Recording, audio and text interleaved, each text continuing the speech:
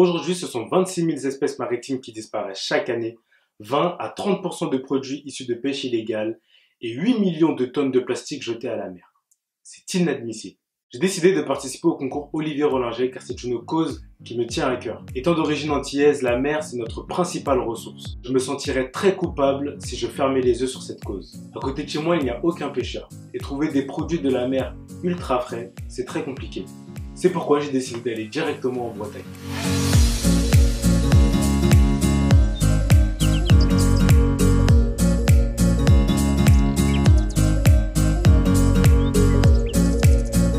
De travailler le Saint-Pierre. C'est un poisson que l'on pêche en chahut de fond sur tout l'Atlantique Est.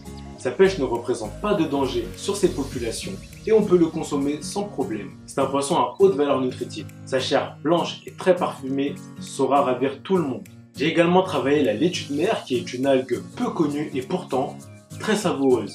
Effectivement, elle va apporter au plat une note fraîche et iodée. C'est une algue que j'ai découvert chez un producteur en Bretagne sur la pointe du Croisic.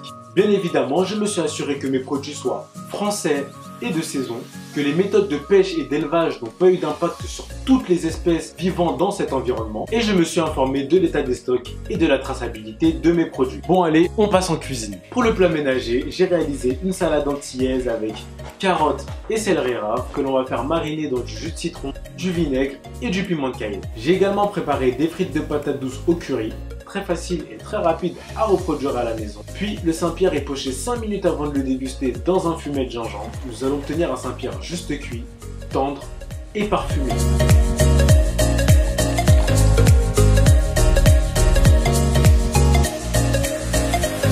Pour le plat gastronomique, le Saint-Pierre est enveloppé dans une feuille de laitue de mer, puis sauté dans du beurre parfumé aux algues et à l'ail. Ça va permettre de bien parfumer la chair du poisson. Ensuite, j'ajoute la laitue de mer dans ma sauce comme un boudin noir, ce qui va apporter une touche fraîche et iodée à ma sauce. En garniture, ce sont des rouleaux de patates douces que l'on va faire cuire dans du beurre, parfumé aux algues encore une fois avec un peu d'ail.